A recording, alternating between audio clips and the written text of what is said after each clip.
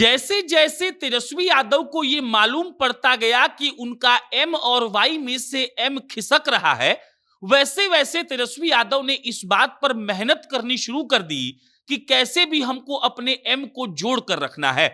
और इसकी वानगी आपको लगातार पिछले 3 महीने में देखने को मिली होगी। और आज के वीडियो में हम आपको यही बताएंगे और समझाएंगे कि कैसे तेजस्वी यादव जब ये समझ गए कि मुसलमान उनसे हट रहे हैं, मुसलमान उनसे छिटक रहे हैं, तो उन्होंने अपना नया गेम प्लान बनाया और अब वो मुसलमानों के प्रिय होने के लिए खूब मेहनत कर रहे हैं। एक तो आपको पता है कि हिना साहब और उसामा साहब को उन्होंने अपनी पार्टी में शामिल करवा लिया, और दूसरी आपको उदाहरण हम ताजा देंगे। ताजा उदाहरण है बेनीपट्टी का जो मधुबनी में पड़ता है, और ये सब बात आपको हम बताएंगे और समझाएंगे। लेकिन उससे पहले नमस्कार, मेरा नाम प्रशांत राय है और आप जनता जंक्शन देख रहे हैं। ये वीडियो अधिकारी अड्डा.com के द्वारा प्रायोजित है। अधिकारी अड्डा एक ऐसा ऐप है, एक ऐसा वेबसाइट है जो मात्र 499 में आपको बीपीएससी टीआरई 4.0 की तैयारी करवाता है। महज 499 रुपए में आप बीपीएससी का तैयारी कर सकते हैं। ये लोग उसमें आपको 600 घंटे से ज्यादा का लाइव और रिकॉर्डेड क्लास देते हैं। इसके अलावा 2000 फुल लेंथ मॉक टेस्ट देते हैं। इसके अलावा हर सब्जेक्ट का अलग नोट्स, हर सब्जेक्ट का नोट्स भी मिलेगा आपको, और मात्र 499 में ही आपको ये मिल जाता है। आप अधिकारी अड्डा.com पे जाइए या ऐप डाउनलोड करिए और आप इनका ये कोर्स ले सकते हैं। अब लौटते हैं तेजस्वी यादव पर। तेजस्वी यादव अलग अलग तरीके से अब मुसलमानों को खुश करने का प्रयास कर रहे हैं, और उनको मालूम पड़ गया है कि अगर एम और वाई के समीकरण को उन्होंने ध्वस्त किया तो मुख्यमंत्री बनने का सपना उनको छोड़ना पड़ेगा। एम और वाई से उनके पिताजी ने 15 साल इस राज्य में राज किया है, और वो उनको पता है कि अगर मुसलमान छिटक गए तो उनका कोर वोट बैंक छिटक जाएगा। ऐसे में तेजस्वी यादव क्या करते हैं?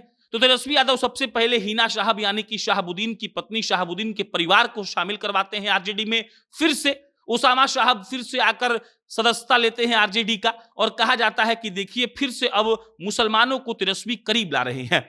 लेकिन उसके बाद जो परसों की घटना है वो भी हम आपको बताना चाहते हैं। मधुबनी का बेनीपट्टी में एक व्यक्ति की पुलिस ने निर्मम तरीके से एक तरीके से मार कर उनको घायल कर दिया। उनका नाम है मोहम्मद फिरोज। उनसे पर्सनली मिलने तेजस्वी मधुबनी गए थे, और उसके बाद तेजस्वी यादव ने जो पोस्ट किया उस पर अगर आप ध्यान देंगे तो आपको समझ में आएगा कि हम क्या कहना चाहते हैं। 2 नंबर पॉइंट में तेजस्वी यादव लिखते हैं उसी पोस्ट में कि अगर किसी ने मुसलमानों की तरफ बुरी नजर से देखा तो फिर उन बुरी नजर वालों को सही नजर करना हमें अच्छे तरीके से आता है।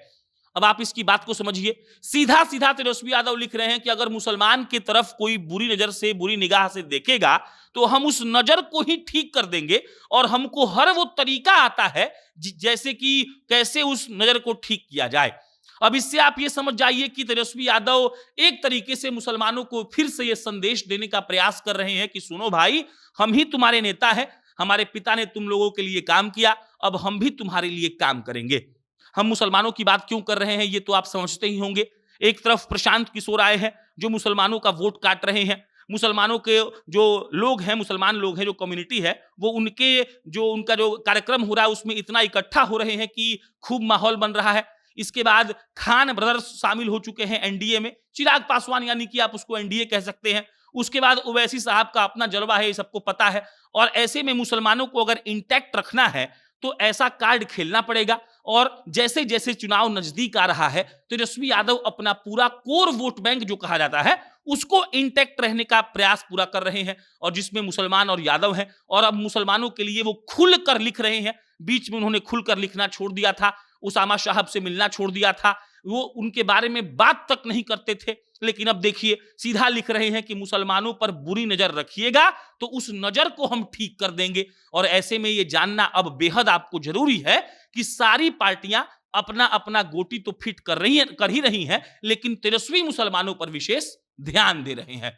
आपको जो लगता है कमेंट बॉक्स में लिख के बताइएगा। हम फिर किसी नई खबर के साथ मिलेंगे। बहुत बहुत धन्यवाद।